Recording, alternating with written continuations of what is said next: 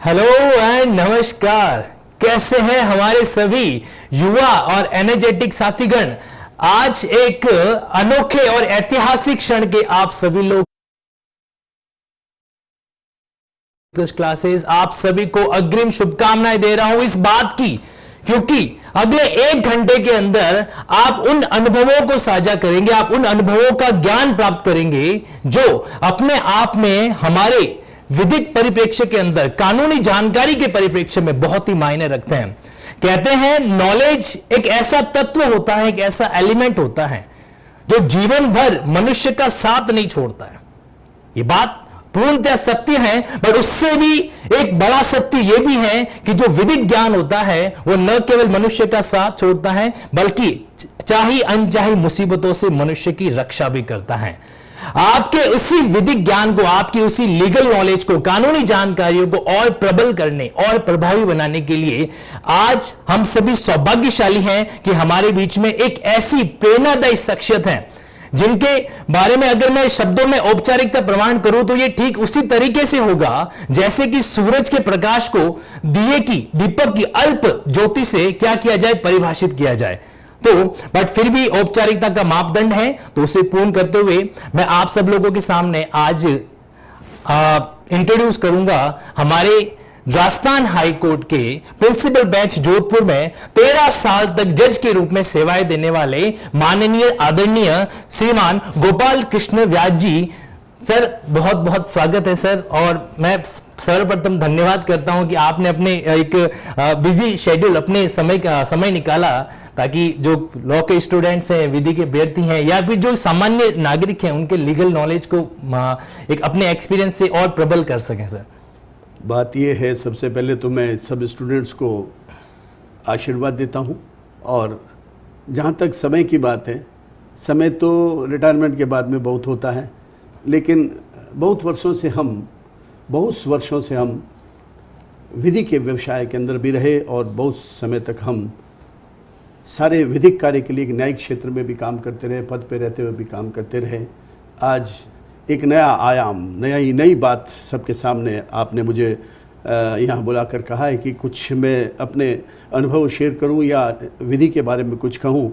मैं सबसे पहले उत्कर्ष को धन्यवाद देना चाहता हूँ और बधाई देना चाहता हूँ आप सब लोगों को, जो स्टूडेंट्स को, कि वो अपने दिल से ये चाहते हैं कि हम विधि के क्षेत्र में कुछ काम करें। तो बस मैं यही, जो मुझे जानकारी है, जो मेरी छोटी सी जानकारी, जो मेरे ज्ञान है, उसको आपके साथ शेयर करूंगा। आगे बढ़ने से पहले मैं आप कुछ क्षणों के अंदर आपको सर के बारे में संक्षिप्त रूप से कई बातें बताना चाहूंगा कि सर ने अपने जीवन में बहुत ही स्वाभिमानी जीवन को महत्व दिया है।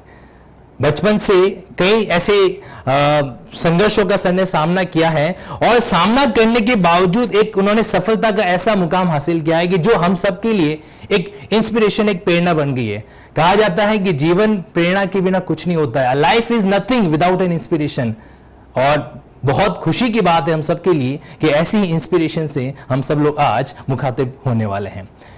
बचपन के अंदर कई ऐसी चीजें थी, सर ने अपने साइड जॉब करके या कई अन्य तरह की चीजें से, मतलब एक बालक के लिए कहा जाता है कि भाई शिक्षा मिल जाए बस वही काफी है, बट सर ने शिक्षा के साथ साथ कई और चीजों को भी अच्छे तरीके से किया। सर सबसे पहले मेरा सवाल यही है आपसे कि इस विधि के प्रोफेशन में, इसमें से क्या ऐसी रुचि जगी जिसमें आपने इस चीज को शुरू किया सर, विधि के प्रोफेशन को? मेरा ऐसा मानना है कि कोई भी प्रोफेशन नहीं होता विधि में, जिसमें विधि तो कोई प्रोफेशन है ही नहीं। न्याय का कार्य कोई प्रोफेशन नहीं है, इसमें ये सेवा है, और सेवा करने के लिए हमें कुछ ज्ञान प्राप्त करना चाहिए। और मैं अपने 5 भाइयों के बीच में तीसरे नंबर पे था, तो पिताजी ये चाहते थे कि मैं वकील बनूं, क्योंकि सबसे पहला इंजीनियर, दूसरा डॉक्टर, तीसरा वकील। तो मैंने इसीलिए LLB की जो परीक्षा, जो LLB करने की ठानी कि मैं LLB करूँगा और उसके बाद मैं वकालत करूँगा।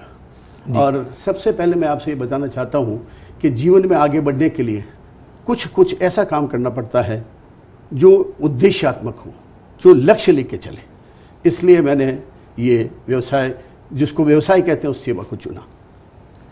सबसे बड़ा परिवर्तन तो हमें यहीं पर सीखने को मिला है कि प्रोफेशन नहीं कहा जाएगा, इसे क्या कहा जाएगा, एक सेवा कहा जाएगा। एक ब्रेक दे सकते। हाँ जी। यहां पर मैं आपको एक बात जरूर बताना चाहूंगा, वो ये है कि सर ने अपने जीवन के शुरुआती काल के अंदर, सर ने अपने जीवन के शुरुआती काल में अपनी जो प्रैक्टिस है वकालत की, वो 1981 में शुरू की थी। 1981 के अंदर सर ने बीकानेर से अपनी जो प्रैक्टिस होती है वकालत का वो शुरू किया, और 25 सालों का 25 इयर्स का एक शानदार सफर उन्होंने एडवोकेसी के फील्ड में तय किया।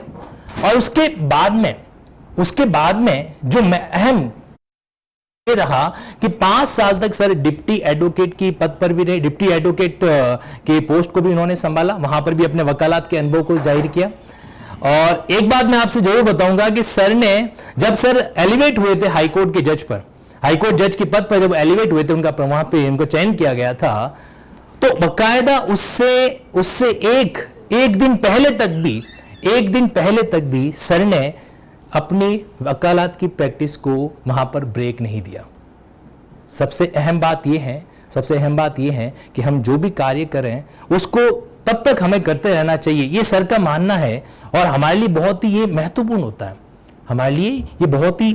होता है, वो ये है कि चाहे भले ही हमारा दूसरा करियर एक नई तारीख से शुरू होने वाला हो, लेकिन उस तारीख से पहले तक भी हमें अपने पुराने कार्यशैली को नहीं छोड़ना चाहिए। अभी हम जानेंगे सर के बारे में बहुत सारी ऐसी बातों को जो कहीं न कहीं अपने आप में एक अनोखी रही है। वैसे मैं आपको एक चीज बता दूं, अभी तक पूरे भारत के किसी भी ऑनलाइन मंच पर ऐसा कभी नहीं हुआ है कि एक न्यायिक अधिकारी सर का 13 साल का हाईकोर्ट के जज का अनुभव रहा है, भारत के किसी भी ऑनलाइन मंच पर किसी भी न्यायिक अधिकारी ने कानूनी परिप्रेक्ष्य से अपने अनुभवों को साझा नहीं किया है। ये हमारे लिए बहुत ही मतलब अपने आप में एक शानदार चीज रहेगी।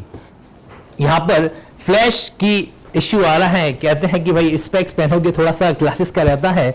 चलिए मैं यहां पर आपको अपने एकदम सीधे मन से डायरेक्ट आपसे बात करूंगा, उन्हें हम समझेंगे, जानेंगे। चलिए अब एक बात और मैं आपसे बताऊंगा यहां पर कि जब हाईकोर्ट के पद पर एलिवेट हुए 2018 तक, 2005 में हाईकोर्ट के जज के पद पर सर का एलिवेशन हुआ, और 2018 तक सर एज जज सर ने वहां पर सेवाएं दी। इसमें कई कॉन्स्टिट्यूशनल मैटर्स को सर ने सुना वगैरह। तो मैं सर से ही यहां पर जानना चाहूंगा कि सर इस 13 साल के एज ए हाईकोर्ट जज के अनुभव के दौरान मुख्यतः सर कौन कौन से मैटर्स थे जो आपको लगता है कि ज्यादातर ऐसे मामले हमने हाईकोर्ट में फेस करते हैं? सबसे पहले तो मैं आपसे ये साझा करना चाहता हूँ कि वकालत करते समय मैंने क्रिमिनल ट्रायल्स की, राइट, और सिविल के केसेस मैंने किए, मैंने क्रिमिनल के केसेस किए, और हाईकोर्ट में आने के बाद में कॉन्स्टिट्यूशनल मैटर्स को मैंने किया, जिसमें सर्विस मैटर्स जो होते हैं, सर्विस केसेस जो लेबर के केसेस है, वो केसेस मैंने किए।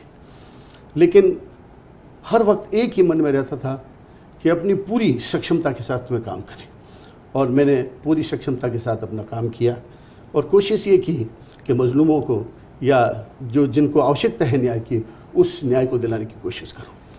सर हमने आपके बारे में सुना है कि जब आप वकालत के पेशे में थे तब आपने कई ऐसे गरीब व्यक्तियों के लिए बिल्कुल निःशुल्क पैरवी की थी, और ये अपने आप में एक अलग आयाम रहता है। सर निःशुल्क पैरवी करने का जहाँ तक सवाल है, जो अदालत के अंदर जिसके पास में अर्थ नहीं है, जिसके पास में पैसा नहीं है, अगर वो कानून की पेचीदगियों में उलझ जाए और उसको कोई कानून की मदद न मिले, ये तो अच्छी बात नहीं होती।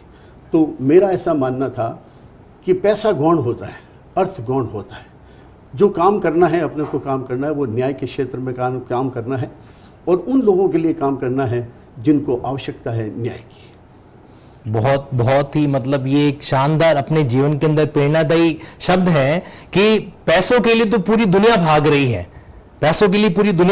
अपना एक अलग मुकाम बनाना है तो आप वो करो जो पैसों से संबंध नहीं रखता, एक मानवीय सेवा से रहता है। सर आपने भी जिक्र किया क्रिमिनल ट्रायल। सर हमने सुना है कि being an advocate criminal trial के प्रति आपका विशेष रुझान रहा करता था। वो इसलिए कि मैं पंडित लक्ष्मीनारायण जी पुरोहित जो बीकानेर में मेरे सीनियर थे, उनके पास में काम करता था, और उनका पंडित लक्ष्मीनारायण जी पुरोहित जो थे वो एक बहुत बड़े क्रिमिनल लॉयर थे।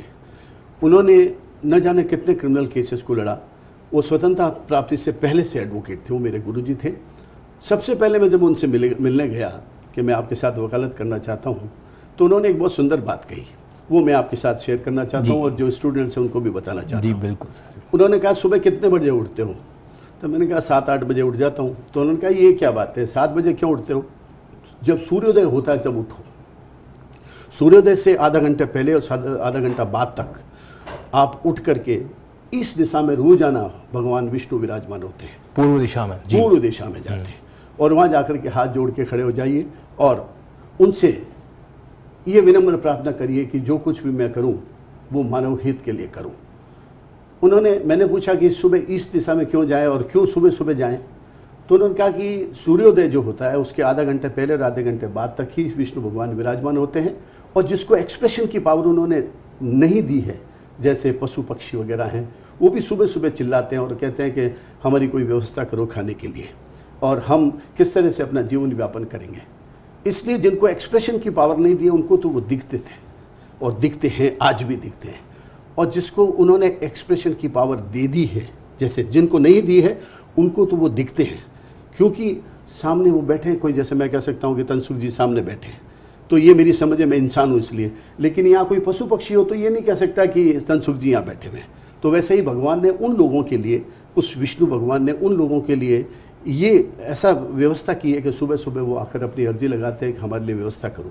इंसान के ऊपर उन्होंने एक जिम्मेदारी डाली है, जिसको एक्सप्रेशन की पावर तो नहीं दी है, लेकिन मस्तिष्क दिया है और समझ की शक्ति दी है और अंगुली दी है, हाथ दिया है, कुछ काम करने की बात कही है, तो उनके ऊपर वो एक जिम्मेदारी डालते हैं कि इन सब की सेवा करना, इन सब के लिए काम करने की जिम्मेदारी तेरी है। इसलिए वो कहते हैं कि सुबह सुबह जाकर जो भगवान के सामने सुबह इस दिशा में हाथ जोड़कर खड़ा हो जाता है, तो भगवान उसको आशीर्वाद भी देते हैं और उसके ऊपर जिम्मेदारी डालते हैं कि तुझे ये करना है। मतलब कहीं न कहीं सर, जो व्यक्ति अपनी बातों को अभिव्यक्त कर सकता है उसको न केवल खुद की जिम्मेदारी की कर्तव्यों का दायित्व निभाना है, बल्कि उन प्राणियों की जो अमुख हैं, जैसे पशु है, पक्षी वगैरह है, जो अपनी बातों को स्पष्ट नहीं कर पाते, उनके प्रति भी संवेदनाएं रखनी चाहिए। बिल्कुल रखनी चाहिए, और इसीलिए वकालत जो है, वकालत का जो सेवा का भाव जो है वो मन में होना चाहिए। और मैंने देखा है बड़े बड़े अधिवक्ता भी जो हैं वो निःशुल्क सेवा कर रहे हैं। और वैसे सरकार ने भी अभी विधिक सहायता समिति बना रखी है, लीगल सर्विस अथॉरिटी है हमारे यहाँ पे, डिस्ट्रिक्ट लेवल पर है, ये हमारे तालुका लेवल पे है, ये हमारे हाई कोर्ट लेवल पे है, और जिला लेवल पे जो बना रखी है जिसमें विधिक सहायता मिलती है। और बस आवश्यकता इस बात की है कि जो पैरामीटर्स, जो एलिजिबिलिटी क्राइटेरिया रख रखा है उसके अंदर वो आने। ये महत्वपूर्ण बात है, क्योंकि हमारे सामान्य जीवन के अंदर भी हमारे आसपास कई बार ऐसे हम लोगों को देखते हैं जो अन्याय से ग्रसित तो हैं, बट पैसों के अभाव में वो न्यायालय जाने से कतराते हैं, बड़े बड़े वकीलों की फीस देके वो पहले ही भयभीत हो जाते हैं। तो यहां पर सर ने एक बहुत अच्छी बात बताई कि लीगल सर्विस अथॉरिटी, विधिक सेवा प्राधिकरण बना रखा है, जिसमें अलग अलग मंच पर हम क्या कर सकते हैं, निःशुल्क या फिर बहुत ही नॉमिनल रेट से क्या कर सकते हैं, न्याय के लिए दरखास्त लगा सकते हैं। अच्छे से अच्छा अधिवक्ता भी मिलता है उसमें। तनसुख जी आपको बताऊं कि अधिवक्ताओं का एक पैनल बना होता है, और जिस क्षेत्र के अधिवक्ता हैं उनको उसके अंदर सूचीबद्ध किया गया है, और उनमें सूचीबद्ध करके उनको जो जो मुकदमे आते हैं, जिस विधिक सहायता देनी होती है, तो उनको नियुक्त किया जाता है, और उसका जो फीस का पेमेंट जो है वो सरकार की तरफ से किया जाता है। एक निर्धारित शुल्क जो उनको मिलता है, और नए अधिवक्ता भी होते हैं, सीनियर एडवोकेट्स भी होते हैं, और वो अपनी पूरी क्षमता के साथ उस पर काम करते हैं।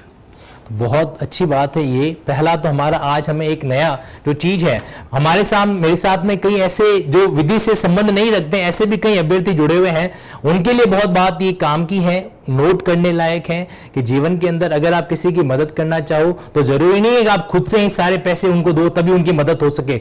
आप न्यायिक दरवाजे तक उन्हें पहुंचाकर भी, जैसे सर ने बताया विधिक सेवा प्राधिकरण, वहां तक पहुंचा के उनकी एक मदद कर सकते हैं।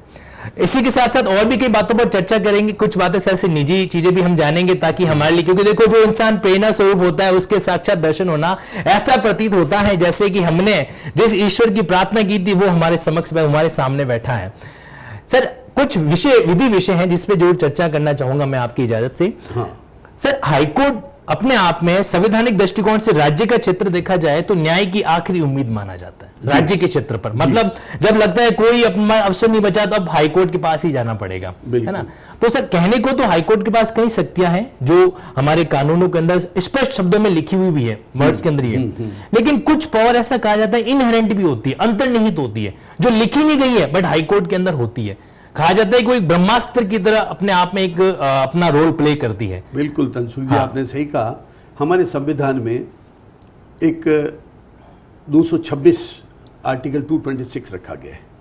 आर्टिकल 226 में 5 तरह की रिट याचिकाएं प्रस्तुत की जा सकती हैं, जहां उन याचिकाओं के माध्यम से फंडामेंटल राइट्स जो हैं अगर किसी के ब्रीच होते हैं तो उसको वापस रिस्टोर करने के लिए पिटिशन की जा सकती है।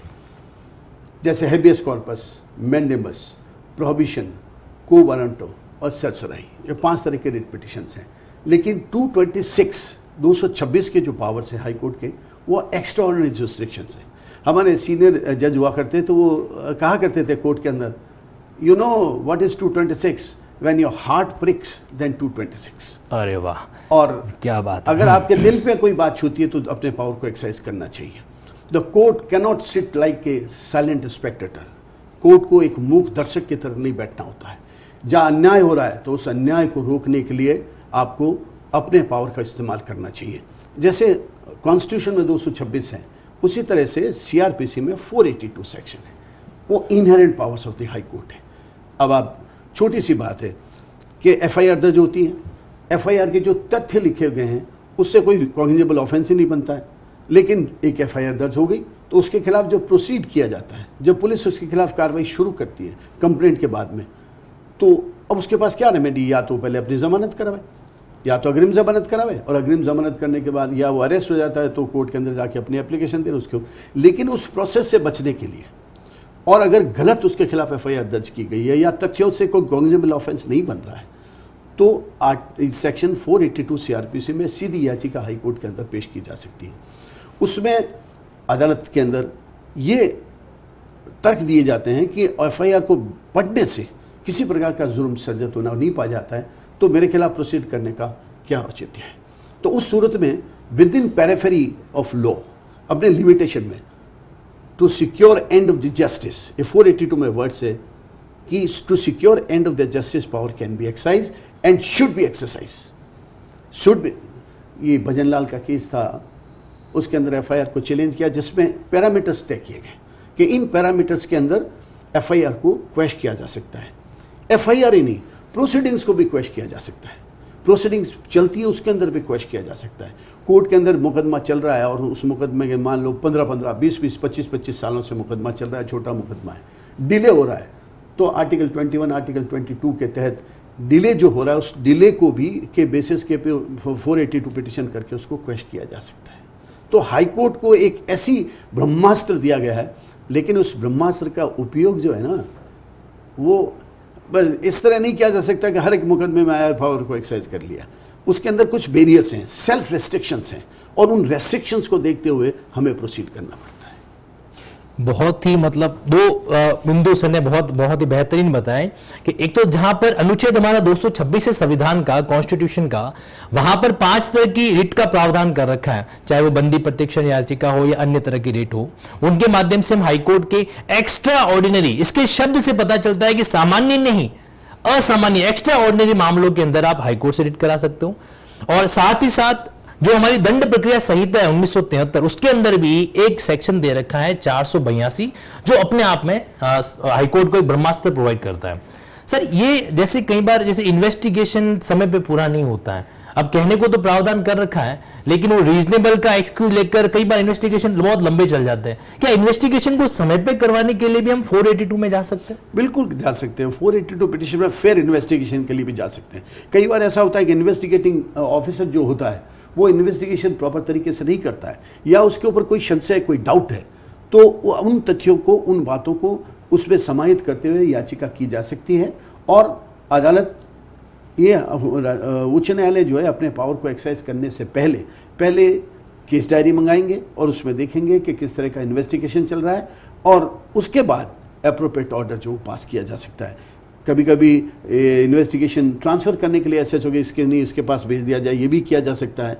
और हाई कोर्ट ये भी कह सकता है कि इन्वेस्टिगेशन को इस टाइम में पूरा करो। वैसे एक लिमिटेशन दे रखी है, सीआरपीसी में प्रोविज़न है कि कितने दिन में चालान पेश होना चाहिए। जैसे मर्डर केसेस वगैरह हैं, जो मर्डर केस में 90 दिन के अंदर चालान पेश होना चाहिए, इन्वेस्टिगेशन कंप्लीट होना चाहिए।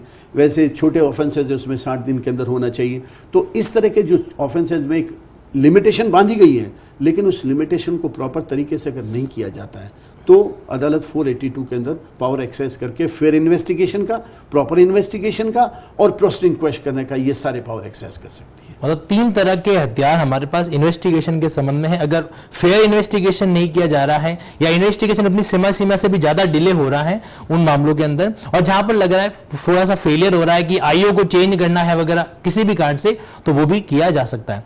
लेकिन सर एक प्रोटेस्ट पिटिशन का भी प्रावधान होता है, तो ये जो 482 है वो हम सिर्फ रनिंग इन्वेस्टिगेशन में अप्लाई कर सकते हैं या जो इन्वेस्टिगेशन कंप्लीट होगा उसके बाद भी किया जा सकता है? देखिए 482 जो पावर्स एक्सरसाइज करने की बात है उसमें लैंग्वेज में लिखा हुआ है, जो 482 सेक्शन के अंदर to prevent the abuse of process of any court. अगर किसी कोर्ट के अंदर एब्यूज प्रोसेस का एब्यूज हो रहा है उसमें कोर्ट को इंटरफेयर करना चाहिए और कोर्ट इंटरफेयर करती है। और जहाँ तक आपने ये पूछा है कि कोर्ट प्रोसीडिंग्स होती है उसमें भी इंटरफेयर कर सकते हैं, हाँ कर सकते हैं। कई बार क्या होता है कि चार्ज आर्ग्यूमेंट होते नहीं है और कंटिन्यूस पेशियाँ पड़ती रहती हैं, खूब डिले हो जाता है और एक्यूज रोजाना अदालतों में जाता है, अदालतों में जाने के बावजूद भी प्रोसीडिंग्स नहीं होती है। तो 482 पिटिशन करके ऐसे डायरेक्शन कोर्ट को दिलाए जा सकते हैं कि उसको इमीडिएटली कोर्ट की सुनवाई करके इसमें चार्ज को फ्रेम करो या चार्ज नहीं बनता है उसको डिस्चार्ज करो। Whatever it is a description of the court to pass an order to stop the abuse of process of the court. तो जो प्रोसीडिंग चल रही है उसके अंदर भी किया जा सकता है, ऑर्डर पास किया जा सकता है। लेकिन आवश्यकता इस बात की है कि प्रोसेस का एब्यूज होना एपरेंट होना चाहिए, तभी कोर्ट को एक्सप्रेस मतलब प्रथम दृष्टि ऊपर लगना भी चाहिए कि प्रक्रिया का क्या किया गया है, मिसयूज किया गया है, तो वहां पर 482 जो है उसका इस तरह से इस्तेमाल किया जा सकता है। सर एक मन का सवाल ये भी है, कैंडिडेट में से कमेंट में मैंने भी पढ़ा, जैसे भाई क्रिमिनल मामले, आपराधिक न्यायालय, इनके पास तो ऐसे मामलों के अंदर हाईकोर्ट ने 482 की पावर दे दी इसके अंदर। सिविल मामलों में सर एक धारा है 151 सीपीसी की, वहां पर जो सबऑर्डिनेट कोर्ट्स होते हैं, जो हाई कोर्ट से नीचे वाले कोर्ट होते हैं, उनको इनहेरेंट पावर दे रखा है। लेकिन क्या क्रिमिनल मामलों में हाई कोर्ट से नीचे वाले सेशन वगैरह, क्या इनको ट्रायल कोर्ट को कोई इनहेरेंट पावर है? इनहेरेंट पावर कोई ट्रायल कोर्ट को नहीं है, किसी तरह का इनहेरेंट पावर्स नहीं होता है। लेकिन कुछ ऐसी स्थितियां होती हैं, उन स्थितियों के अंदर अगर देखा जाए तो न्यायालय को ऐसे पावर हैं जिसमें वो एक एप्रोप्रिएट ऑर्डर पास कर सकते हैं। जैसे कोई चार्जशीट पेश हुई, तो चार्जशीट पेश होने के बाद में अदालत, चाहे सेशन ट्राइबल केस है या मजिस्ट्रेट ट्राइबल केस है, तो चार्ज प्रोसीड करने से पहले चार्ज फ्रेम किया जाता है। तो एक्यूज को अपॉर्चुनिटी दी जाती है कि वो अपने आर्ग्यूमेंट करे चार्ज के खिलाफ, उसके खिलाफ जुर्म बनता है कि नहीं बनता है, ऐसे कोई चार्ज बनता है कि नहीं बनता है, एविडेंस है कि नहीं। चार्ज सुनने के बाद में, चार्ज आर्ग्यूमेंट सुनने के बाद में अगर अदालत को ये लगे, अगर मैजिस्ट्रेट को ये लगे या सेशन ट्राइबल केस हो तो सेशन जज को ये लगे कि इस अमुक मुलजिम के खिलाफ प्रोसीड करना अब कोई ज़रूरी नहीं है क्योंकि इसके खिलाफ कोई एविडेंस नहीं है, तो उसको देन एंड देयर डिस्चार्ज भी किया जा सकता है और चार्ज फ्रेम नहीं किया जा सकता है, और चार्ज फ्रेम नहीं करके उस स्टेज पे भी उसको डिस्चार्ज किया जा सकता है, उसको ऊपर किया जा सकता है। ये वाकई में सर मेरे लिए स्वयं के लिए भी एक नई बात है ये, क्योंकि सामान्यतः जो क्रिमिनल कोर्ट होते हैं, आपराधिक न्यायालय होते हैं, उनके पास कोई अंतर्निहित शक्तियां होती नहीं है इस मामलों के अंदर। बट जैसा सर से हमें जानकारी मिली, नॉलेज मिला कि जब चार्ज फ्रेम किए जाते हैं तो चार्ज फ्रेम करते उसके बाद में एक्यूज को, अब्यूज को पढ़ के सुनाए जाते हैं कि भाई आप इनको समझ रहे हो कि नहीं समझ रहे हो, आपको इनसे सहमत हो कि नहीं सहमत हो, और वहां पर वो ऑब्जेक्शन कर सकता है। नहीं, उससे आप, वो कोर्ट नहीं कहती है उनको। जब दो तरह के, एक तो प्ली रिकॉर्ड होती है, और प्ली रिकॉर्ड जो होती है वो एक अलग होती है, प्ली रिकॉर्ड की बात जो होती है वो अलग होती है, जिसके अंदर कोर्ट स्वयं ये देखता है कि कोई जुर्म बनता है कि नहीं बनता है। अगर जुर्म नहीं बनता है तो उसको डिस्चार्ज कर देते हैं 258 CRPC के तहत। और अगर ऐसा है जिसके अंदर चार्ज फ्रेम करने से पहले एक्यूज को अपॉर्चुनिटी होती है कि वो कोर्ट के सामने अपने उन तथ्यों को, उन बिंदुओं को रेज कर सकता है कि हमारे खिलाफ चार्ज नहीं बनता है, तो उस स्थिति में अदालत की ड्यूटी होती है, मजिस्ट्रेट की या सेशन ट्राइबल केस है तो सेशन जज की ड्यूटी होती है कि वो अपॉर्चुनिटी को जो एक्यूज है उसको दे और उसकी बहस सुनने के बाद में ये तय करे फैक्ट्स पे और एविडेंस के बेसिस पे कि क्या कोई चार्ज फ्रेम करने लायक है या नहीं। अगर चार्ज फ्रेम करने के लायक नहीं है तो देन एंड देयर उसको डिस्चार्ज कर सकते हैं, और अगर वहाँ एविडेंस है तो उस एविडेंस को देखते हुए उसके खिलाफ चार्ज फ्रेम किया जा सकता है और ट्रायल में प्रोसीड किया जा सकता है। लीगल बिंदुओं को भी वापस हम नियमित बना के रखेंगे। एक आपको मैं सर के बारे में जरूर एक बात बताना चाहूंगा कि सर अपने निजी जीवन के अंदर अपनी माताजी से बड़े ही प्रेरित है।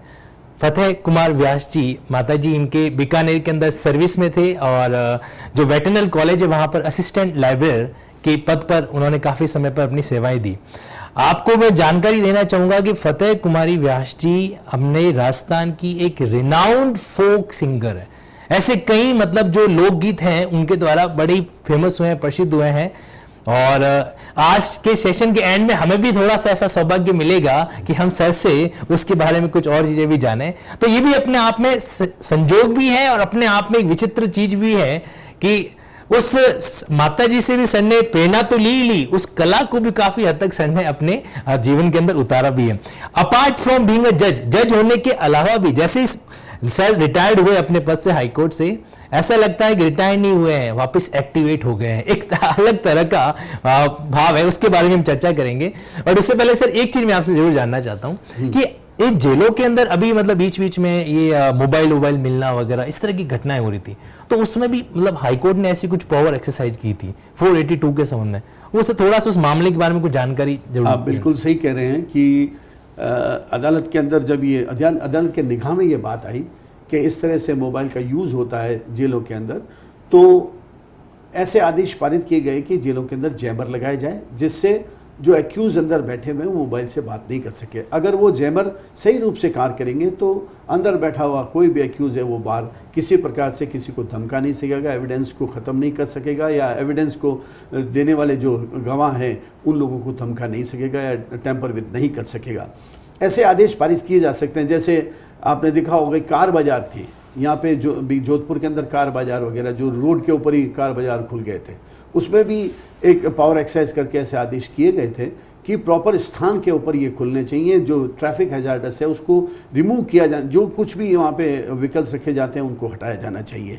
लेकिन मेरा ऐसा मानना है कि पावर एक्सरसाइज करते समय सारे तथ्यों को अपने ध्यान में रखना चाहिए। तो न्यायालय के पास पावर तो हैं, हर तरह के पावर हैं। सेक्शन 482 के अंदर हम पावर एक्सरसाइज करते हैं, 226 में भी पावर एक्सरसाइज, वो इनहेरेंट पावर्स हैं, एक्स्ट्राऑर्डिनरी जुरिसडिक्शन हमारा। लेकिन इसके साथ साथ में एक बहुत ही जिम्मेदारीपूर्ण कार्य है कि अपनी सीमा में रहकर हमें काम करना है। जी सर, ये जो जैमर वाला मामला था ये सप्रसंज्ञान लिया गया था हाईकोर्ट के द्वारा? बिल्कुल, ये जैमर का जो मामला था 2007 के अंदर ये सीजेएम से इसकी इंक्वायरी करवाई गई है। उसके बाद पता चला कि ऐसे मोबाइल वगैरह जेलों के अंदर मिले हैं, तो ऐसा देखते हुए ऐसे तुरंत आदेश पारित किए गए कि जैमर लगाए जाएं, और जैमर लगा करके अंदर से, और ये आवश्यक भी है कि जो अभियुक्त जेल के अंदर होता है वो एविडेंस को टैंपर विद नहीं करे।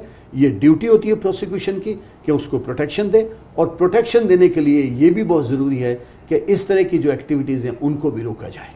अब ये जानना हमारे लिए बहुत अच्छी बात है कि अभी तक 226 और 32 के तो कई ऐसे मामले हम लोगों ने सामान्य जानकारी में रखे हैं कि वो सप्रसंज्ञान से कोर्ट ने इस तरह का कोई एक्शन लिया हो, बट 482 में भी ऐसा एक्शन लिया जा सकता है। ये वाकई में एक लाभप्रद जानकारी है। एक विधि के छात्र होने के नाते, लॉ का स्टूडेंट होने के नाते ये बहुत ही अच्छी चीज है।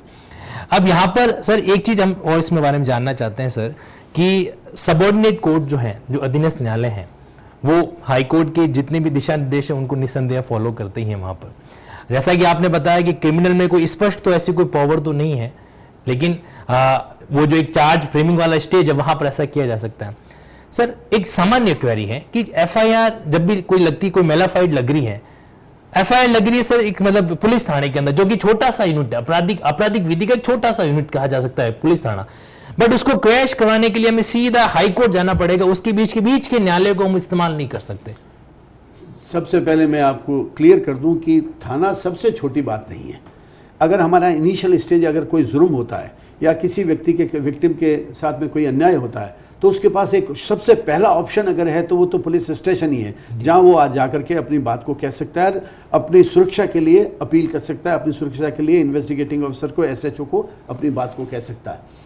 तो हम पुलिस स्टेशन में जो एफआईआर दर्ज होती है उस एफआईआर को दर्ज होने के बाद में ये एक्यूज के खिलाफ, जिसके खिलाफ मुकदमा दर्ज होता है, ये अपॉर्चुनिटी 482 के अंदर तो उसको अवेलेबल है कि वो 482 में जाके कह सकता है कि एफआईआर झूठी है और इस एफआईआर के जो तथ्य लिखे हुए हैं उससे जुर्म नहीं बनता है। लेकिन ये कंप्लेनेंट के पास भी एक अपॉर्चुनिटी है कि एफआईआर दर्ज होने के बाद में अगर कोई कार्रवाई नहीं की जा सकती है तो वो भी इस रेमेडी को अवेल कर सकता है 482 पिटीशन पेश करके। और इसी तरह एक्यूज जो है, एक्यूज के पास भी एक और रेमेडी है जो वो अवेल कर सकता है। अगर एफआईआर दर्ज नहीं करने के बाद में अगर उसमें कोई तथ्य नहीं है या उसमें कोई ऐसी कोई आरोप सिद्ध नहीं होता है या कोई ऐसा जुर्म ही नहीं बनता है तो वो 438 सीआरपीसी में अग्रिम जमानत की दरख्वास्त दे सकता है। अग्रिम जमानत की जो दरख्वास्त है, जो एप्लीकेशन है, वो सेशन कोर्ट में पेश होती है और सेशन कोर्ट उस अग्रिम जमानत की एप्लीकेशन को सुनने के लिए केस डायरी मंगाता है, एफआईआर को पढ़ता है और एफआईआर पढ़ने के बाद में अगर ऐसा लगता है कि प्राइमा फेसाई जुर्म नहीं बनता है तो एंटीसिपेटरी बेल पे उसको रिलीज करने के आदेश कर सकता है। और अगर सेशन कोर्ट खारिज कर देता है 438 की बेल एप्लीकेशन को तो दूसरी रेमेडी भी 438 के सेक्शन के सीआरपीसी के तहत ही हाईकोर्ट को अवेलेबल है। उस आदेश के विरुद्ध 438 सीआरपीसी में एप्लीकेशन हाईकोर्ट में लग सकती है और अग्रिम जमानत के लिए गुहार की जा सकती है। अभी मैंने ये जो क्वेश्चन ही सामने आ रही है इसमें एक एंटिसिपेटरी बेल के बारे में भी क्वेश्चन पूछा था कि एंटिसिपेटरी बेल जो है उसके क्या प्रावधान है। सीआरपीसी में 438 सीआरपीसी में जहाँ नॉन बेलेबल ऑफेंस जो होता है एक्यूज के खिलाफ दर्ज होता है और उसकी जो फ्रीडम है उसके ऊपर उसको ऐसा लगता है कि मैंने कोई जुर्म नहीं किया है और एफआईआर में भी कोई किसी प्रकार के तथ्य जो हैं उससे जुर्म नहीं बनता है तो उसके पास में ये अपॉर्चुनिटी है कि वो सेशंस कोर्ट में 438 सीआरपीसी में एप्लीकेशन लगा सकता है।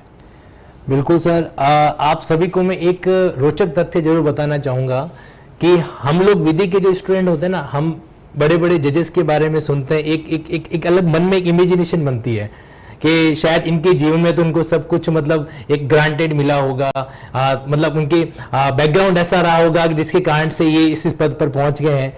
लेकिन आप सभी लोगों को जानकर ये बड़ा ही आश्चर्य होगा कि जो शख्सियत आज हमारे साथ में बैठी ना, गवर्नमेंट टेंडर के अंदर 4 रुपए प्रतिदिन के हिसाब से भी सर ने जो एक मामूली सी आय प्राप्त करके अपने स्वाभिमान भरे जीवन के अंदर, आप सुनना बहुत ही प्रेरणादायक बात है। मैं इस समय अपने निजी जीवन के अंदर भी सर के इस बात से बड़ा ही प्रेरित हूं कि समस्याएं बड़ी नहीं होती है, हमेशा अपना जज्बा बड़ा होना चाहिए। सर का ये सोच है, मतलब 4 रुपए प्रतिदिन की आय कर सर ने अपने स्वाभिमान के साथ में अपनी पारिवारिक परिस्थितियों को संभालते हुए अपने अध्ययन को रखा, अपने अध्ययन को नियमित बना के रखा और आज किस स्टेज पर है वो आप ये बताना मेरे ख्याल से अभी आवश्यक भी नहीं, क्योंकि आपके सामने है वो।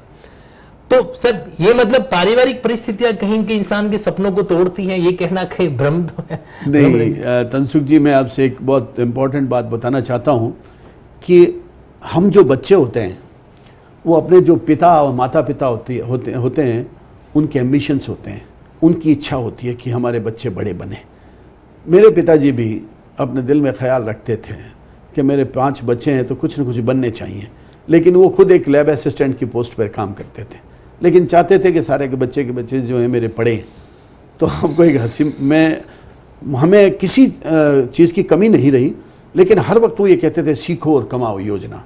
घर में वो कहते थे अगर पढ़ना है तो सीखो और कमाओ योजना के तहत कुछ कमाओ, जवान बच्चे हो कुछ न कुछ करो। तो कई बार वो क्या करते थे कि हमारे एक शॉप खोल दी उन्होंने चेयर स्कैनिंग की, तो वो चेयर स्कैनिंग मैंने बीकानेर जो कोर्ट है उसके अंदर कुछ ऐसे अधिवक्ता हैं उनकी कुर्सियों को भी मैंने स्कैनिंग करके दिया था और उन्हीं के साथ में जाके बाद में मैंने बहस भी की थी, ये समय भी आया। लेकिन मुझे इस बात की खुशी है, हर व्यक्ति को करना चाहिए। जहाँ तक आपने 4 रुपये रोज़ की बात कही है, 4 रुपये रोज़ की बात तो मैंने इसलिए की कि पिताजी ने, भाई साहब इंजीनियरिंग कॉलेज में पढ़ते थे तो अपनी पूरी तनख्वाह जो थी वो उनको राउरकेला इंजीनियरिंग कॉलेज के अंदर पढ़ते थे तो वहाँ भेज दी। तो अब उस साल में मेरी भी फीस बढ़नी थी, सब कुछ थी। तो मैंने पापा जी को बोला कि क्या करें, पैसे तो इतने हैं नहीं। तो उन्होंने कहा कि कुछ करो तुम। तो वाटर वर्क्स के अंदर बस्ती राम जी पुरोहित वहाँ पे हुआ करते थे बीकानेर के अंदर, ये बात बहुत पुरानी है। तो मैं उनके पास गया, मैंने कहा 2 महीने के लिए मुझे नौकरी लगा दो। तो उन्होंने कहा नहीं तुम पढ़ाई करो जाके। मैंने कहा नहीं मैं नौकरी करना चाहता हूँ। तो उन्होंने मुझे, एक संतोष जी हमारे स्टोर कीपर थे, उनके पास में उन्होंने मुझे एक बहुत मज़ेदार बात आपको बताता हूँ। जी सर बिल्कुल। हुआ क्या कि जिस जूनियर इंजीनियर के पास में मुझे लगाया गया था। जब मैं अधिवक्ता बन गया तो वो उस वक्त जूनियर इंजीनियर एससी बन गया, तो वो सुपरिटेंडिंग इंजीनियर बन गया और उनको वो सस्पेंड हो गए किसी केस में। तो बीकानेर में उनको किसी ने ये कहा कि आप जोधपुर में अधिवक्ता अपने बीकानेर के हैं गोपाल जी, उनके पास जाओ और अपना मुकदमा करो, सस्पेंशन तुम्हारा गलत है, गलत अथॉरिटी ने पेश किया है तो तुम्हें स्टे मिलेगा। तो सुबह वो मैं घर पे बैठा हुआ था, ऑफिस में बैठा हुआ था, वो आए और उन्होंने आके मुझे केस दिखाया। तो वहाँ जयचंद लाल जी नाठा वकील हुआ करते थे बीकानेर में, उन्होंने एक चिट्ठी लिख के भेजी कि मेरे मिलने वाला है, अच्छी तरह केस को कंडक्ट करना। मैंने उस केस को देखा और फटाफट रेट पिटिशन तैयार की और सस्पेंशन ऑर्डर जो था वो एक्सीएन का सस्पेंशन ऑर्डर जो होता है वो पास कर दिया चीफ इंजीनियर ने। तो हमने उस जुरिस्डिक्शन के आधार पर रेट को चैलेंज किया, स्टे करवा दिया। जब स्टे होकर गया, जब वापस आए तो उस नारंग साहब ने मेरे को कहा कि आपकी फ़ीस जो है, आपने नाठा साहब के कहने से केस तो कर दिया, आपकी फ़ीस बोलो कितनी है, स्टे की कॉपी मुझे दो। तो मैंने कहा भाई आपसे पैसे नहीं लेंगे। तो उन्होंने कहा क्यों? मैंने कहा याद करो जब आपके बाल सफ़ेद नहीं काले थे और आप जूनियर इंजीनियर की पोस्ट पे थे तो आपने एक लड़के को अपने पास 4 रुपये रोज़ में रखा था। कि हाँ बीकानेर में रखा था, याद आ रहा है मुझे, मैंने रखा था। तो मैंने उस लड़के की सूरत आपको पता नहीं है? तो उसने कहा, तो मैंने कहा मैं वही हूँ। तो मैं आपको ये बताना चाहता हूँ कि कोई बड़ी बात नहीं, बहुत लोग करते हैं। नहीं सर, ये बहुत से लोग करते हैं सर, ये संजोग सर हमने अपने निजी जीवन में सिर्फ फिल्मों में देखा है कि इस तरीके से होता है। तो ऐसा एकदम लिविंग एग्जांपल आज हमारे सामने सर ने अपने इस वाक्य से बताया है कि जहां पर जिस व्यक्ति जो उसमें जूनियर इंजीनियर था वहां पर उन्होंने 4 रुपए की बेस पे उन्होंने उनको काम पे रखा था और उसी व्यक्ति ने जब वो ऐसी बन के उसके ऊपर कोई लीगल प्रॉब्लम आ गई, जब उसको सस्पेंड कर दिया गया तो उसको लीगल सॉल्यूशन उन्होंने निकाल के दिया। हम यहाँ से 2 चीजें ऑब्जर्व कर सकते हैं, एक तो रियलिटी के अंदर किस तरह का एग्जाम्पल हमारे सामने है जिनको हम सीख सकते हैं, और दूसरा लॉ का कितना बड़ा रोल होता है। सर कहीं के देखो सर, आपका एक लीगल जो एटमोस्फेयर रहा उसी कारण उनको एक ये बेनिफिट मिल पाया। मैं आपसे एक बहुत बड़ी बात बताना चाहता हूँ कि लॉ करने का पीछे एक कारण और था। मेरे मामा मुरलीधर जी पुरोहित सीनियर एडवोकेट जो जोधपुर के थे, मैं उनको रोज़ देखा करता था, क्या प्रखर बोलते थे, किस तरह से वो अधिवक्ता के रूप में काम करते थे। मैं जब भी बीकानेर से जोधपुर आता ननिहाल तो मैं उनको देखता था, बड़े बड़े क्लाइंट उनके पास आते थे, बड़े बड़े ऑफिसर्स आते थे उनसे, तो उनका वो काम करते थे। तो मैं सोचता था मैं भी एक दिन वकील बनूंगा।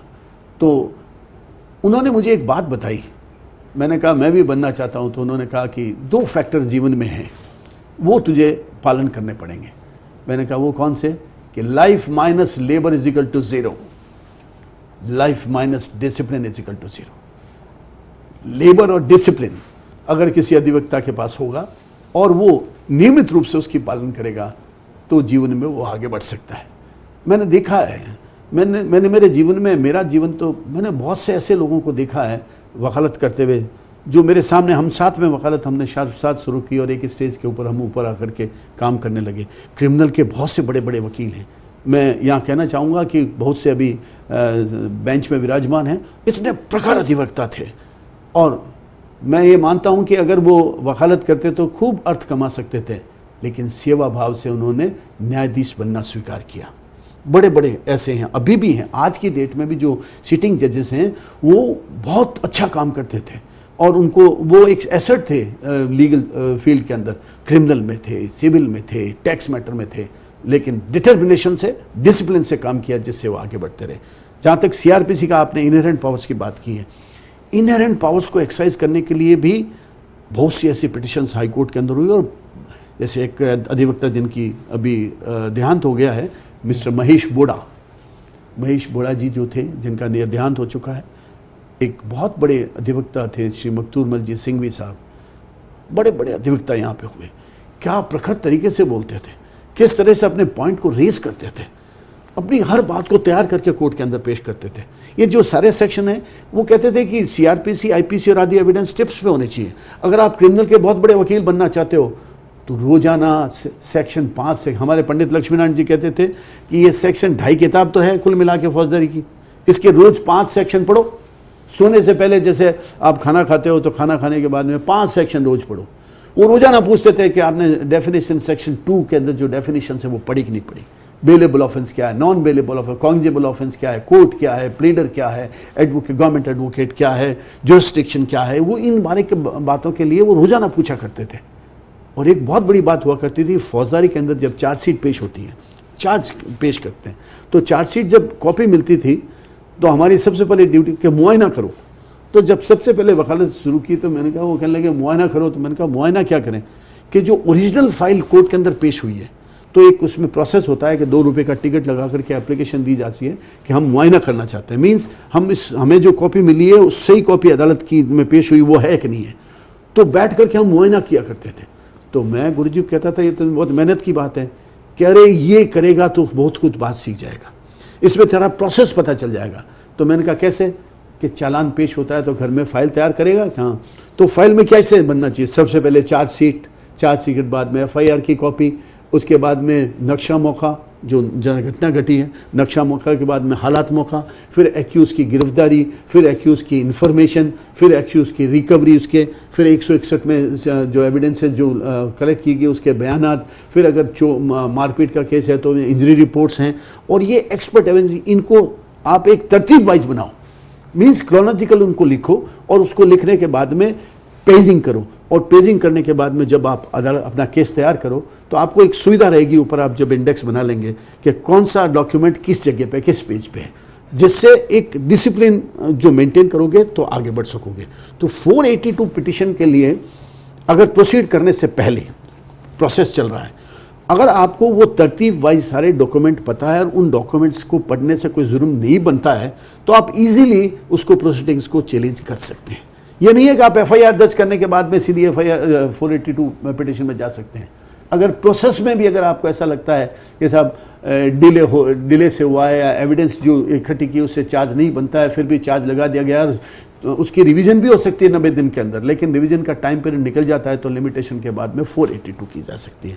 और उस 482 पिटिशन में to stop the abuse of process of the court can pass an order, और to secure end of the justice order pass किया जा सकता है, पावर को एक्सेस किया जा सकता है। यहाँ पर एक बहुत ही महत्वपूर्ण चीज सर ने हमें बताई है कि मुआयना करना, फाइल का मुआयना करने से मतलब कई चीजें हमारी बहुत अच्छे तरीके से स्पष्ट हो जाती है। क्या प्रक्रिया के तहत हमें दस्तावेजों को रखना है, डॉक्यूमेंट को रखना है, कौन कौन से खासकर सेक्शंस को हमें ध्यान में रखना है। तो ये बात दोनों के लिए, जो अधिवक्ता बनने का सपना देखते हैं या एक सक्रिय अधिवक्ता, देखो 2 अधिवक्ता मैं यहां पर सर मैं आपकी इजाजत से विभाजित जरूर करना चाहूंगा, एक निष्क्रिय अधिवक्ता और एक सक्रिय अधिवक्ता। निष्क्रिय अधिवक्ता क्योंकि भाई हमने LLB तो कर ली बट हम उसको इस्तेमाल नहीं कर रहे हैं, और सक्रिय उसको इस्तेमाल करने वाला शख्स। तो जो सक्रिय अधिवक्ता का सपना रखता है, वहां पर सर की बात बिल्कुल सटीक है। और साथ साथ सर ये फंडा जुडिशियल तैयारी करने वाले एस्पिरेंट के लिए भी फायदेमंद हो सकता है। तनसुख जी, मैं आपसे एक बात कहना चाहता हूं, कोई काम करो, दुनिया में कोई काम करो, उसमें प्रोसेस को फॉलो करना ज़रूरी होता है, डिसिप्लिन में रहना ज़रूरी होता है। जहाँ तक जुडिशियल सर्विसेज में जो बैठने वाले लोग हैं, उनसे मैं निवेदन करूँगा कि अपने केसेस को तैयार करने के रेगुलर इसमें स्टडी होनी चाहिए। रेगुलर स्टडी नहीं होगी तो आपको उसमें आपका मन नहीं लगेगा, आप किसी बात को नहीं समझ सकेंगे।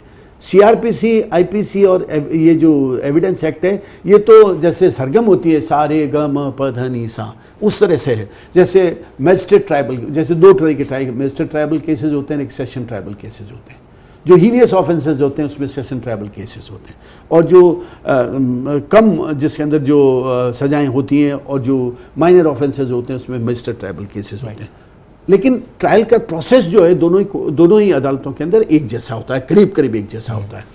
मैं आपको जुडिशियल जो सर्विसेज अभी तैयारी कर रहे हैं उन लोगों को बताना चाहता हूँ। क्रिमिनल ट्रायल और सेशन ट्रायल, इसमें राइट फ्रॉम FIR 154 में FIR दर्ज होती है SHO के सामने, और 154 के में अगर FIR दर्ज नहीं करता है SHO तो SP के पास में जाके दरख्वास्त दी जाती है। अगर SB भी उसको FIR को दर्ज नहीं करता है तो 156(3) में मजिस्ट्रेट के सामने कंप्लेंट पेश की जाती है। FIR रजिस्ट्रेशन होने के बाद में एविडेंस कमेंस होती है।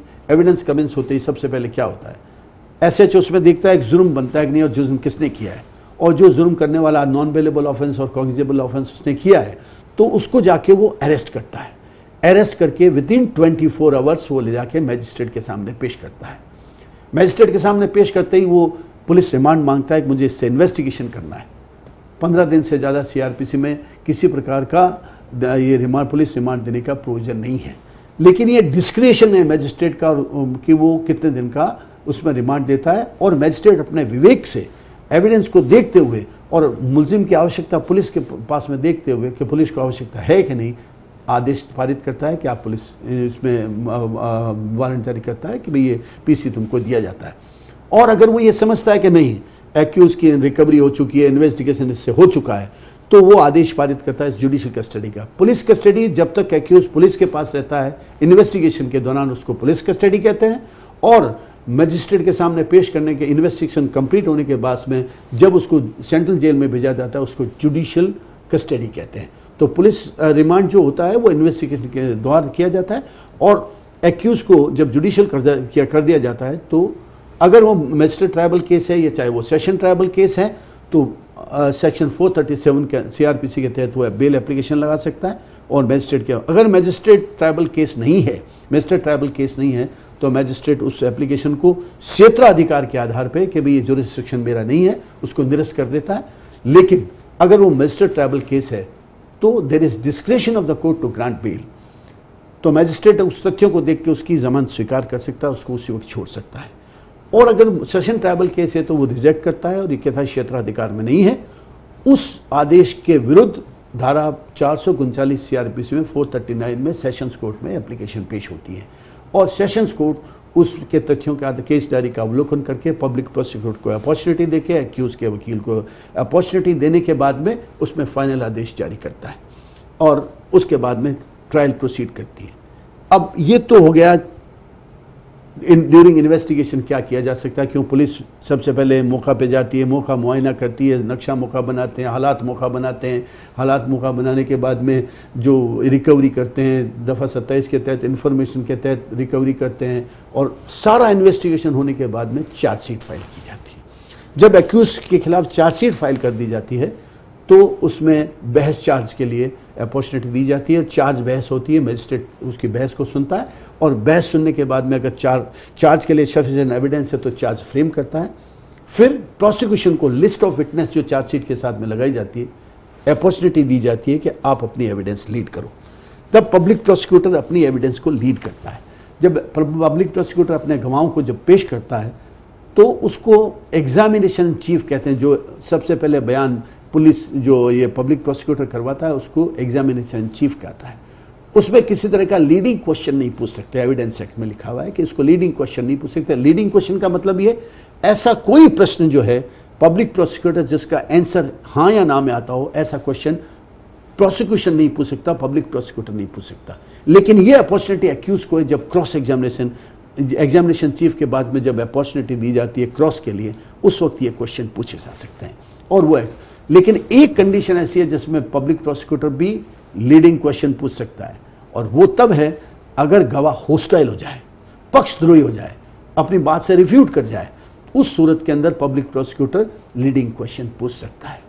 तो सबसे पहले चार्जशीट फाइल हुई, चार्ज लगा, चार्ज के बाद में प्रोसिक्यूशन जो है वो अपनी एविडेंस को लीड करता है, और लीड करने के बाद में उसके एक्यूज के बयान मुलजिम होते हैं। बयान मुलजिम का मतलब ये है कि उसके गवाह जो जो बात कहते हैं तो उसके लिए लिखा जाता है PW1 तुम्हारे खिलाफ, प्रोसिक्यूशन विटनेस नंबर 1 ये कहता है, 2 ये कहता है, ये आरोप कहता है, तो उसका आंसर लिया जाता है। वो अगर वो कहता है गलत है गलत है गलत है, तो अंत में पूछा जा सकता है आपको कुछ कहना है, तो जो अपना डिफेंस है वो कह सकता है एक्यूज, और उसके बाद में उसको पूछ क्या तुम अपनी एविडेंस पेश करोगे, तो एक्यूज कहता है हाँ मैं पेश करूँगा, तो उसको अपॉर्चुनिटी दी जाती है कि तुम अपने गवाह पेश करो, और उस सूरत में उसका अधिवक्ता एक लिस्ट ऑफ विटनेस पेश करता है अपने डिफेंस की, और उस लिस्ट ऑफ विटनेस में से उनको गवाहों को सम्मान किया जा सकता, और सम्मान करने के बाद में उनकी एविडेंस को ली जाती है, और लास्ट में सबसे आखिर में दोनों ही पक्षों की बहस सुनकर फाइनल निर्णय दिया जाता है। लेकिन एक बात और तनसुख जी बहुत इंपॉर्टेंट है, अगर मजिस्ट्रेट ट्राइबल केस है और ट्रायल पूरी होने के बाद में ये पता चलता है कि ऑफेंस ट्राइबल बाई सेशन जज, ऐसे एविडेंस है कि इसमें तो ये ऑफेंस जो है इसकी ट्रायल सेशन जज में होनी चाहिए, ऐसे इंग्रेडिएंट्स हैं, तो फाइनल स्टेज पे भी उसको कमिट करके सेशन कोर्ट में भेज सकता है कि वह ट्रायल वहाँ होगी, वापस ट्रायल होगी। ये सेक्शन 323 ऑफ CRPC में प्रोवाइड किया हुआ है। तो सारा अपॉर्चुनिटी विक्टिम को भी अपॉर्चुनिटी है और एक्यूज को भी अपॉर्चुनिटी है, लेकिन जरूरत इस बात की है कि सब कोऑपरेशन से काम करें। कोर्ट के अंदर 3 ऑफिसर होते हैं, एक तो मैजिस्ट्रेट या सेशन जज, एक पब्लिक प्रोसिक्यूटर और एक एक्यूज का एडवोकेट, ये तीनों होते हैं। वो तीनों कोर्ट ऑफिसर्स हैं, लेकिन प्रोसेस के अंदर सब लोगों को एक साथ में एकजुटता से काम करना पड़ता है। और जहाँ तक 482 सीआर आज जो आपने कन्फाइन किया है, जैसा कि मैंने सब्जेक्ट देखा है, 482 सीआरपीसी की बात आपने की। 482 सीआरपीसी एक ऐसा सेक्शन है, वो यूजुअली काम में नहीं होता है, वो तो उन सर्कमस्टेंसेस में होता है जहाँ जुर्म सर्जत नहीं होना पाता है, या abuse of process of any court होता है, या to secure end of the justice होता है। इन फैक्ट सीआरपीसी में जो प्रोविजन है, दो ही तो हैं, सीआरपीसी और सीपीसी। अगर कोई दीवानी मुकदमा है तो उसको ट्रायल करने के लिए सीपीसी के प्रावधान को उपयोग में लिया जाता है, और जहाँ क्रिमिनल केसेज होते हैं वहाँ सीआरपीसी के प्रावधान को उपयोग में लिया जाता है। तो बहुत से ऐसे प्रावधान हैं जिसमें एक्यूज को अपॉर्चुनिटी दी गई है, और अपॉर्चुनिटी देने के बाद में एक बात बहुत इंपॉर्टेंट है। सब लोग कहते हैं कि अदालतों के अंदर, देखिए आज मैं आपसे एक बात निवेदन करना चाहता हूँ, हिंदुस्तान की न्यायपालिका बहुत अच्छी न्यायपालिका है। 140 करोड़ की हमारी पॉपुलेशन में है, और 3 करोड़ मुकदमे ऐसा आरोपित किया जाता है पेंडिंग है। 3 करोड़ मुकदमे, 140 करोड़ में 3 करोड़ मुकदमे पेंडिंग है, और जिसमें भी एफआईआर जो आज दर्ज हुई है और उसके अंदर चालान पेश हुआ है वो भी शामिल है, अपील भी शामिल है, स्पेशल अपील भी शामिल है, रिवीजन भी शामिल है, वो सारे मुकदमे जो शामिल हैं, तो इन सबको पेंडेंसी नहीं कहा जा सकता। दूसरी तरफ हमारे मैजिस्ट्रेट्स, हमारे जजेस निर्भीकता से इस देश में काम कर रहे हैं, इसलिए प्रजातंत्र सर्वाइव कर रहा है। मैं बधाई देना चाहता हूं हमारी न्यायपालिका को, इस देश की न्यायपालिका को, हमारे मैजिस्ट्रेट्स को, हमारे सेशन जजेस को, हमारे हाई कोर्ट के जजेस को, हमारे सुप्रीम कोर्ट के जजेस को। प्रजातंत्र को अगर बचा के इस देश में किसी ने रखा है तो वो सिर्फ और सिर्फ न्यायपालिका ने रखा। बहुत ही एक दिल को छूने वाली सर ने बात जज्बातों के साथ बयां की, लेकिन ये वास्तविकता में बहुत ही बड़ा फैक्ट है, तथ्य है। न्यायपालिका है तो हम है तो प्रजातंत्र है, हम नहीं तो प्रजातंत्र नहीं है। मतलब न्यायपालिका अगर नहीं है तो कुछ भी नहीं है। और साथ ही साथ में एक बात मैं सर के बारे में जरूर बताऊंगा कि कहते हैं कि डायमंड को डायमंड यूं ही नहीं कहा जाता है, वीआईपी को वीआईपी यूं ही नहीं कहा जाता है। आपने देखा किस तरीके से ये कोई स्क्रिप्टेड नहीं है। आज जो इंटरव्यू सेशन हो रहा है कोई स्क्रिप्टेड नहीं है, स्पॉन्टेनियस क्वेश्चन जो आ रहे सर से सीधे सवाल जवाब हो रहे हैं। बट 15-20 मिनट तक सर ने एकदम धारा प्रवाह के साथ अपने विधिक के उस ज्ञान को, जो शायद प्रैक्टिकली लास्ट आपने सर एज ए एडवोकेट 2005 में एक्सरसाइज किया था, 15 साल पहले जिस चीज को सर ने प्रैक्टिकली जिया था उसको सर ने बकायदा एक बार बिंदुवार, एक भी ऐसा बिंदु नहीं है जो बीच में रह गया हो। तो ये वाकई में सोचने वाली बात है कि क्यों ना हम भी एक जीवन में ऐसा सपना देखें कि इस प्रतिभा का प्रतिरूप तो बने। तंसुख जी, एक बीच में मैं आपको इंटरप्ट कर रहा हूं। जी सर प्लीज। डेमोक्रेसी के 3 विंग हैं, एक लेजिस्लेचर, एक एग्जीक्यूटिव और एक हमारी जुडिशरी। ये तीनों मैं इनको भगवान का रूप कहता हूँ। G for generator, O for operator, D for destroyer. Brahma, Vishnu और Mahesh. Who can generate is Brahma, who can operate is Vishnu, who can destroy is Mahesh. तो जुडिशरी जो है वो महेश का रूप है। अगर कहीं कोई गलत होता है तो हम ठीक करते हैं उसको, न्यायपालिका उसको सीख करती है। लेजिस्लेचर, कानून। एक बहुत इंपॉर्टेंट बात जो है, मैं बहुत सालों में मुझे आज ये मंच मिला है, मैं अपने आप को रोक नहीं पा रहा हूँ, इसलिए मैं कहना चाहता हूँ। हम आज रोजाना एक बात करते हैं कि पार्लियामेंट में झगड़ा होता है, असेंबली में झगड़ा होता है, लोग चिल्लाते हैं। आपका प्रतिनिधि जिसको आप चुन के भेजते हैं, इस देश के अंदर 542 सांसद हैं हमारे, 542 हैं। और वो भी पहले, ये 542 कब से चल रहे हैं? बहुत वर्षों से 542 हैं।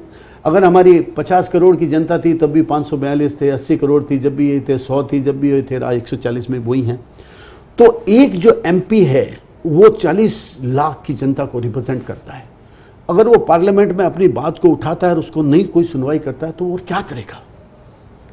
वो अपनी बात को, अपनी जनता की बात को वहां क्यों नहीं कहेगा? एलिगेशन लगाना तो सब लोग लगा सकते हैं, लेकिन पार्लियामेंट में भी सब लोग बहुत अच्छी तरह से काम करते हैं। मंथन होता है, मंथन होने के बाद में कानून बनता है। लेजिस्लेचर जो है अपना जो काम करता है वो सुचारू रूप से तरीके से काम करता है। अगर हमारे देश की संसद, हमारे देश के कानून बनाने वाले अच्छे नहीं होते तो आज आप देखिए एशिया में क्या हो रहा है। एशिया में कोई, हमारे भारत के अलावा ऐसा कोई देश नहीं है जहाँ पर डेमोक्रेसी का सिस्टम इतना सुंदर हो। हम तो आज चुनाव हुआ और कल प्रधानमंत्री हमारा बदल जाता है, लेकिन आप पाकिस्तान को देख लें, आप देख लें बांग्लादेश को देख लें, कहीं देख लें तो उनके तो हत्याएं होती रहती हैं, कभी कुछ होता रहता है। लेकिन हमारे यहाँ एक मताधिकार, एक न्याय, हम छोटे से छोटा मत देने वाला व्यक्ति भी अपने आप को अभिमान से कह सकता है कि मैं इस देश की जो पंचायत में मेरा भी सहयोग है। तो मैं ये कहना, और उसको बचाने की जिम्मेदारी किसकी है? न्यायपालिका की है। और न्यायपालिका के लोग, इलेक्शन पिटिशंस होती हैं बड़े से बड़ा, श्रीमती इंदिरा गांधी के इलेक्शन को क्वैश कर दिया गया था कोर्ट के द्वारा, 6 साल के निष्कृत कर दिया गया था, इस देश के प्रधानमंत्री को कर दिया गया था।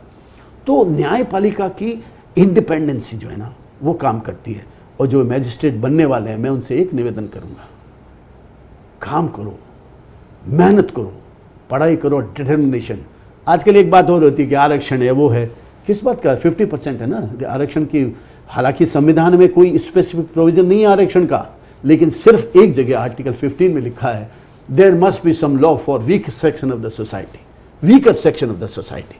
और उसको देखते हुए ही एक ऐसा काम किया जो हमारे स्वतंत्रता प्राप्ति से पहले या प्राचीन समय से जो लोग पिछड़े रह गए थे, उन लोगों को आगे लाने के लिए कानून बनाया गया। उसमें कोई गलती नहीं है, लेकिन आवश्यकता इस बात की है कि जो ये लोग चिल्लाते हैं कि साहब इनको क्यों मिल रहा है, क्या नहीं मिल रहा है, ऐसे, उनको ये सोचना चाहिए कि 100 में से 50 वैकेंसी तो ऐसी हैं जिनके ऊपर आप रिक्रूटमेंट के लिए कॉम्पीट कर सकते हो।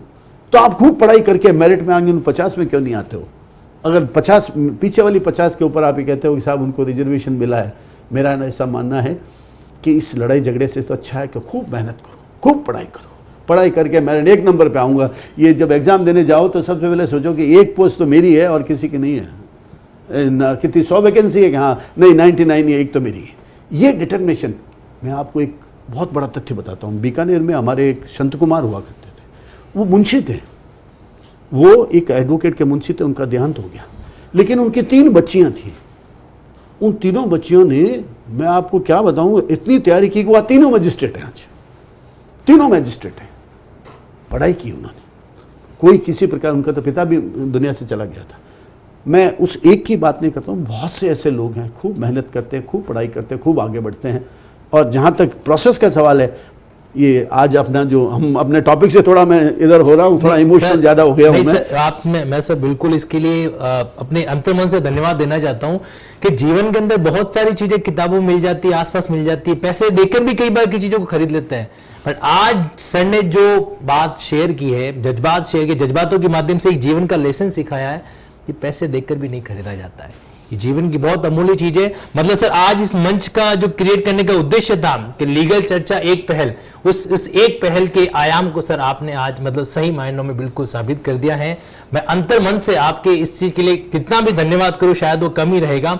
आप लोगों को मैं एक जानकारी जरूर देना चाहूंगा, सर ने भी आरजेएस के रिटन एग्जामिनेशन क्लियर कर रखा है 1984 के अंदर। सर जो बात बता रहे हैं अपने जीवन के अनुभव से बता रहे हैं, सारी बातों को बता रहे हैं। रिटन एग्जामिनेशन को सर क्लियर कर चुके हैं अपने समय के अंदर। ये तो रुझान नहीं था, ये साक्षात्कार के किसी अन्य परिदृश्य का आगे सर बढ़े नहीं, लेकिन सर ने इस चीज को अपने लेवल पर क्लियर कर रखा, बहुत बड़ी बात है। तो ये हमारे लिए सर वाकई में, क्योंकि कभी भी सर आज तक किसी जज की इस तरह की ओपिनियन को जो कि वाकई में है, जो हकीकत है, हम हर समय पार्लियामेंट को ब्लेम करते हैं, हम हर समय कहते हैं कि जुडिशरी में पेंडेंसी रहती है, ये रहती है।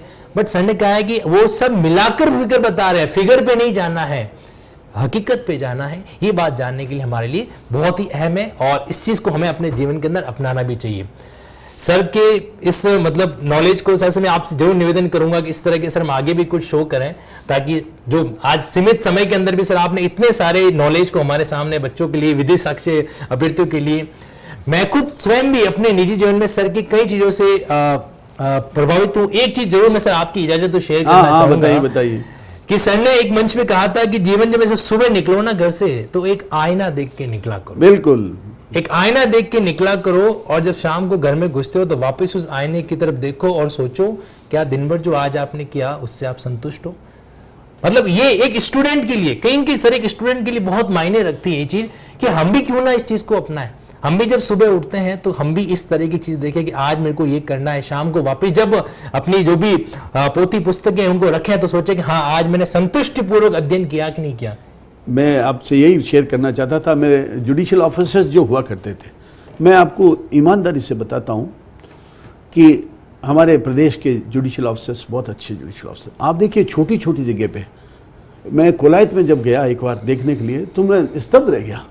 एक जुडिशियल ऑफिसर एक कमरे के अंदर बैठा हुआ, उसी कमरे के अंदर गवर्नमेंट एडवोकेट बैठता है, उसी के अंदर मैजिस्ट्रेट बैठता है, उसी में ऑफिस का क्लर्क बैठता है, उसी में स्टेनो बैठता है। इतनी विषम परिस्थितियों में वो वहाँ पे काम कर रहे थे, लेकिन देखा तो कहा कि परफेक्शन से काम कर रहा था और मुकदमों का निस्तारण पूरी तरीके से करता था। और उस दिन मैंने अपने जहन में झांक के देखा, मैंने कहा इस देश के लोग कितने अच्छे हैं, न्यायपालिका नहीं कार्यपालिका के लोग भी बहुत अच्छे हैं जो मन से काम करते हैं।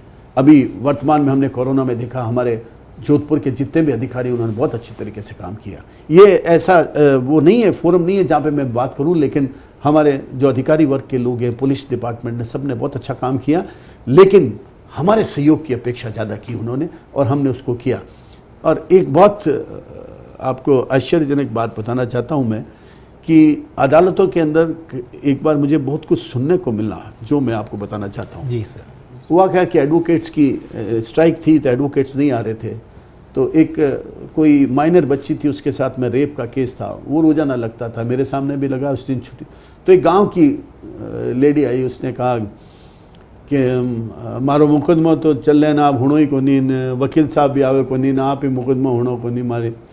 मैं कि भाई आपका कौन सा केस है कि ये इतने नंबर का केस है? तो मैंने कहा आप देखो अभी वकील साहब आएंगे तभी बहस सुन करके इसका फैसला हो सकेगा बाद में। कब कि हमारी छोटी बेटी रहते हैं, गलत काम मुगियो और हुणों को नहीं आपन। मैं कहा भाई ये सुनेंगे ऐसे, जब वकील साहब आएंगे जब सुनेंगे, मैं कैसे सुन सकता हूँ? तो रवाना होती उसने एक बात कही, वो मेरे दिल में मेरे लग गई। उसने कहा कि बाल ने देश रे आई लुगई जी की, उन्होंने तो 2 महीनों में फैसलो कर दिए थे ने, मैं तो 12-12 15-15 साल हो गया हमारा फैसला नहीं हुआ। उस दिन मुझे लगा कि इस देश के अंदर काम करने वाले तो हैं, लेकिन आवश्यकता इस बात की हम तत्परता से काम करें, हम बैठे नहीं रहें, हम हमारा काम तत्परता से करें। उसका ये कहना था जर्मन लेडीज़ का केस तो आपने 2 महीने में फैसला कर दिया और हमारा मुकदमा यहाँ पे पेंडिंग पड़ा है, ऐसा क्या है? और वो लेडी थी जो बाहर से, देश के बाहर से आई थी और उसका आपने तुरंत फैसला कर दिया और मेरा नहीं किया। ऐसे कई इंस्टेंसेस हुए, जैसे पेंशन वाले लोग आते थे, पेंशन के मेरे कहते थे साहब हमारा फैसला जल्दी करो। हालांकि मैं किसी को ब्लेम नहीं करता, किसी को आरोपित नहीं करता, कोई व्यक्ति ऐसा नहीं है जो अननेसेसरी डिले करने की बात करता है, लेकिन आवश्यकता इस बात की है कि सब लोग झील से काम करें और झील से और ऑनेस्टी से काम करें। वो पहले जो कहा life minus labour is equal to 0, life minus honesty is equal to 0। बहुत खूब, मतलब सर ने जज्बातों के साथ भी अपनी इमोशन शेयर किए। वैसे आपको मैं सर के बारे में बताऊं, सर की छवि एक मानवीय जज के रूप में ज्यादा जानी जाती थी। कई बार ऐसे सर एक ऐसे कई इंस्टेंसेस भी हुए कि आप अगर हाई कोर्ट की प्रिजाइडिंग सीट को छोड़ के फील्ड में जाकर भी आप कुछ हॉस्पिटल जाके आप हाँ गए थे। एक बार क्या, वो स्कूल की बस थी, उस स्कूल की बस में एक बच्ची एक्सीडेंट हो गया और उस बच्ची जो थी उसका हाथ पूरा डिस्ट्रॉय हो गया। तो हमने उसको पावर को 226 की पावर पब्लिक इंटरेस्ट में एक्सरसाइज करते हुए हमने आदेश दिया, और आदेश में हमारे साथ में जस्टिस जयश्री ठाकुर थी, मैं और जयश्री ठाकुर सीधे MDM हॉस्पिटल 1 से 2 बजे लंच के बीच में गए और हमने देखा।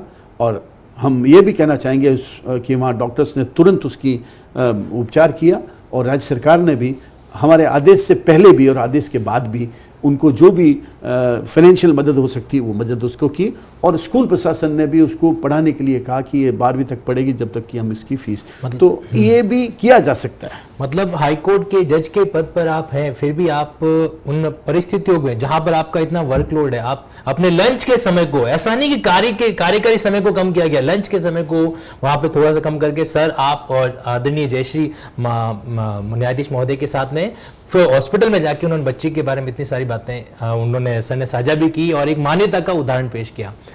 आप सबके कमेंट भी मैं देख पा रहा हूं, और आप में से काफी लोग इस बात के लिए धन्यवाद भी कर रहे हैं कि एक नई पहल शुरू की गई है। आपके कमेंट्स के रिप्लाई भी बाकायदा हमारी टीम जुड़ी हुई रहेगी, चिंता नहीं कीजिए। सर का एक सीमित समय हमने आज ले रखा है, सर से इजाजत लेके ऐसा सेशन जरूर हम वापस करते रहेंगे। सर बस अंत में आपसे सर इतना ही चाहूंगा कि सर कुछ आपने आपकी हॉबीज, सर की हॉबीज के बारे में आपको बता दूं मैं, सर पोइट्री है, मतलब एक अच्छे कवि के रूप में भी खुद को पेश करते हैं, एक अच्छे गीतकार सिंगर भी हैं, और रेडियो अनाउंसर, जैसे सर ने खुद ने बताया कि रेडियो पर 6 साल तक सर अनाउंसर का काम भी कर चुके हैं। सर कोई 2-3 पंक्तियां जो हमारे युवा विधि अभ्यर्थी हैं जो जीवन के अंदर आगे बढ़ना चाहते हैं उनके लिए प्रेरणादायक हो सके। मैं क्या बता सकता हूँ उसके बारे में, तो क्या बता सकता हूँ, बस यही कहता हूँ कि बस काम वाम करते रहिए।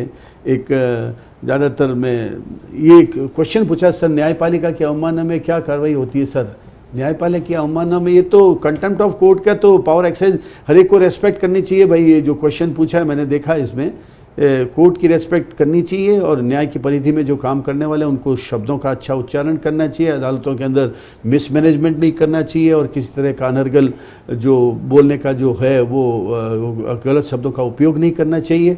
और जहाँ तक इसमें ये आया कि आरजीएस के एग्जामिनेशन, आरजीएस अभी कोरोना का ये टाइम चल रहा है, इसमें आरजीएस के एग्जामिनेशन कैसे हो सकते हैं? वैसे हाई कोर्ट तुरंत प्रभाव से नियमित रूप से कर रहा है। यही एक राजस्थान ही ऐसा स्टेट है जहाँ रेगुलर सिलेक्शंस हो रहे हैं, इसलिए आप इस बात की चिंता मत करो, सब लोग उसको अच्छी तरह से कर रहे हैं। और जहाँ तक इन्होंने कुछ कहा है तो एक दो लाइन उसकी है जो ज़्यादातर मैं गाया करता हूँ, बता देता हूँ।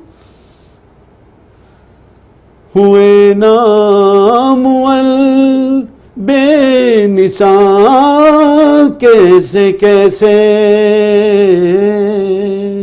ज़मीं खा गई नौजवान कैसे कैसे।